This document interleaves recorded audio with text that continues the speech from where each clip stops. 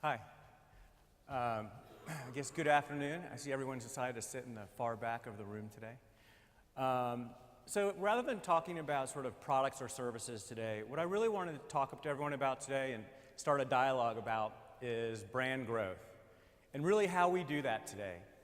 I think that as the world continues to change so dramatically, that as researchers we really need to think about what we need to do and how we can help our clients to achieve this in different ways.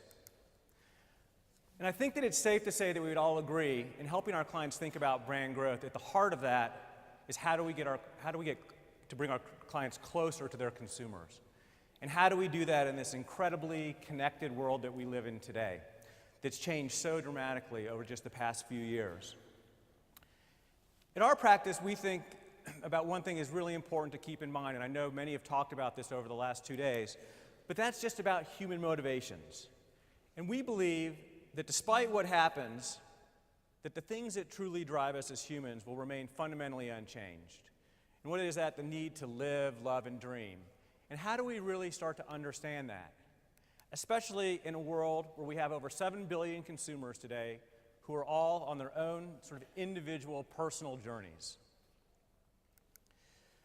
So this is a famous piece of online art by a gentleman named Douglas Copeland. And every time I see it, it just makes me think about how dramatically the world's changed.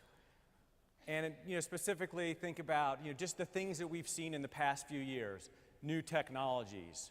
We hear people talking about the fact that over the last 2 years, 80% of all of the world's data has been created. And what that means for us. And I think about as a parent that I won't be telling my children about stories about how I used to walk to school 5 miles through the snow, but I'll be telling them about that when I was younger, that I actually lived, there was only one world, the real world, and that we had things like CDs and we had things like taxi cabs before Apple and Uber put them all out of business. And so as we think about researchers, what it means and how we're going to help our clients deliver or help understand motivations in this complex world that we live in, we've identified 4 things that are incredibly important. And I'm just going to take a moment and sort of talk about those. And then I'll share a case study with you about how a client has actually taken those to heart and what it's been able to deliver for them. So the first one is that we strongly believe that we're in a place where we no longer can rely on single data streams, that we really need to look at multiple sources. It's no longer enough to just look at sort of quantitative or qualitative data, that we really need to start integrating social data. We really need to start understanding location data. We need to start understanding images to really get a holistic view of the consumer and to start to really connect much closer than we have in the past. When we start to do this, we also believe that we need to have frameworks, because one of the challenges that we face is that when we start to look at data coming from multiple sources, or when we start to look at information that's coming from multiple countries or regions, we need to have a way that we can bring this information to our clients in a way that's consistent and that's actionable. And so for us, being able to have proven analytical frameworks we see as a really critical part of our growth and how we help our clients understand consumers better across the globe. Next, we think that it's really critical for us to have local experts. For periods of time, I think many believe that we could operate out of hubs, or we could start to manage expectations or relationships across the globe. But today, as we start to move more towards engagement-based research, we believe that it's absolutely critical that we have people on the ground who understand local events, who understand local nuances, technologies, things that we can leverage to really help deliver insights. And finally, we believe that we have to help our clients anticipate the future. And what we mean by this is it's no longer enough just to provide them with the answers that they're looking for or that they've come to us and asked. And the reason for that is technology has really enabled companies to develop new products and services at a pace that we've never seen before. What that means is the barriers to entries are greatly reduced. And so we really need to help our clients understand both opportunities and threats in the marketplace. And the way that we're able to do that is not just through asking questions, but it's through listening.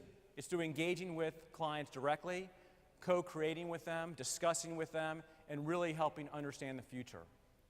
As part of that, we're also seeing a move away from just the traditional sort of panel respondents that we're looking at, and we're seeing a lot of our clients and people starting to look at how we can also interact with our advocates and our lead users and people who really understand our products and can help us think about the future. So it sounds easy, right? We have multiple data streams, we have analytical frameworks, we have local experts and some dashboards. Well, it's not, and I can tell you that creating this type of environment is incredibly difficult, but making problems worse is we have to do this in a culture today where everyone's talking about this concept of the share economy, and we're looking at increased data utilization, and we're looking at how we get better utilization of everything that we're doing. And everyone's talking about this whole concept of we want everything better, faster, and cheaper. So not only do we have to deliver globally, but we have to do this in a way where we can make it more efficient for our clients. I can tell you for sure that we don't have all the answers on how to do that, but there's a couple things that we have learned that I want to share with you today before we get into the case study. So the first thing that we know and that we've seen without any question of doubt is that we need to engage with consumers on their terms, especially as we start looking at how we want to engage with advocates or lead users or people who aren't sort of traditional respondents. We need to figure out the ways that we can get to them and we can engage with them in ways that they're comfortable with and consistent with how they want to interact. And to do that, what we've understood is we not have to just look at technology, but we also have to start understanding sort of the tenets of social media. We need to understand the things that are working today. We need to understand how consumers are sharing, how they're discovering, how they're connecting, how they're discussing, and we need to bring those into an environment to help clients really understand consumers and to engage with consumers on a very emotional basis. So I'm going to just share a case study with you, and this is, I think, really talks about or gets to the point of all of the things that we've just mentioned, about how we can really help a client get closer to a consumer, how we can understand the motivations in an incredibly complex world, and how they can use technology and specifically some of the tenets of social media to do that better. So Condé Nast is a global publication, and as you can imagine, right, they were faced with the challenge of how do we start to engage with our consumers, not just in all of these different social channels, but also across all these different devices, mobile, tablets, all of the different things that exist today, and all the different places that Condé Nast and their consumers expected them to be. So after discussions with Condé Nast about sort of what an approach would be and what they thought they would be able to get sort of the best response rates, we really started thinking about, how can we engage with them as people, right? And the thing that was really important to Condé Nast is that while technology was something that was an enabler for them, that they really wanted to make sure that we kept sort of the, when we think about social media, that we really think about the people and they think about the readership first. And this was a really important thing for them because I think too many times we think about the technology or we think about the approaches or we think about the products. But when we think about the people and driving intrinsic motivation and we think about how we're going to engage with them, you'll see firsthand that you start to get much better information and you start to get a much different type of relationship with your consumer. So what Condé Nast did is they decided that they were going to take 2,000 women from across all of their publications and build an online community. And they would use this community to really help foster conversations around all of the different platforms, around the different things that they were going to do. And they started to use it, again, not only just to ask questions, but to listen, to understand what these women were talking about, to understand where they were spending time online, to understand where in social media they were and what we should be listening to with them. And this was a really powerful tool, and it really provided a lot of things. At the same time, we started taking a lot of the frameworks that we had within our company at Ipsos and started looking at what did Facebook mean to these individuals? What things were they getting out of that? What things were they getting from Twitter? How are they interacting with those brands? Same thing with LinkedIn. Was this an essential part of what they were doing, how they were learning? And how could we use all of these tenets to help deliver an environment and experience for them that would be very compelling? So I'm going to share a video now, and this video is from the Condé Nast community and some of the community members. And I really want you just to take a second and listen to what these women are saying. Not just about the information, but really the takeaway is about how they want to interact with the brand, and more importantly, how the environment that Condé Nast created is one that they want to engage with actively, and they want to do this on an ongoing basis, and even do it instead of some of the other types of social media channels that they're already experiencing.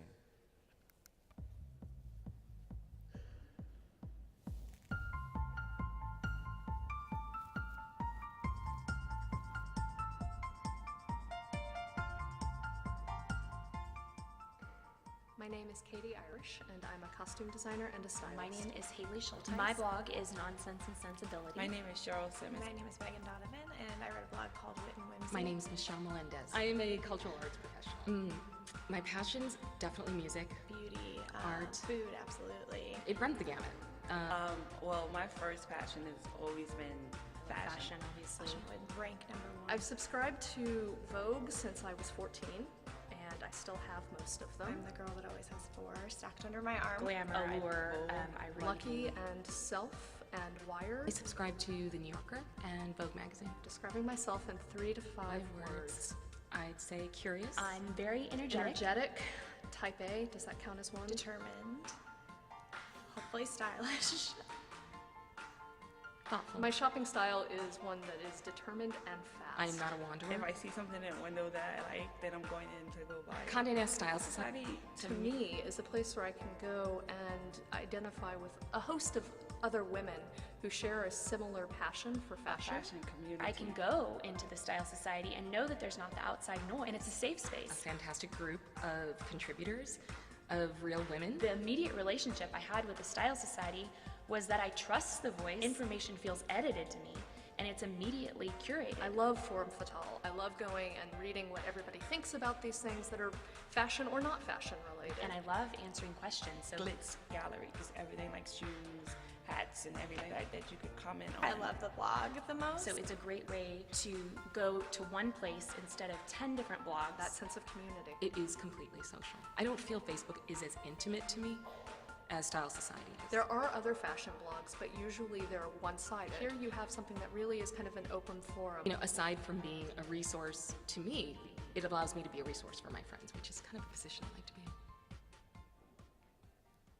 So I think the thing that's really important to keep in mind as we're thinking about how we move forward sort of in this global economy and us as researchers is that we do need to engage differently. And I think that Condé Nast, as an example here, has really taken that to the next step. That they haven't just created an environment where they're bringing people in to ask them questions, but they've created an environment where these women, these 2,000 women, really want to come on a regular basis and share with the brand. And I think that's a big change. I think that, and what we learn in doing this is it takes a time and commitment. Many of you that have been in the space or have tried to engage with consumers from a research perspective, that that you get as much out of it as that you put into it. And I think that what we've seen is that many of the large brands we work with today who are really starting to move towards engagement-based research have seen incredible results and continue to see this as one of the important parts of how they will move forward in the future. So thank you very much for your time today, and that's it.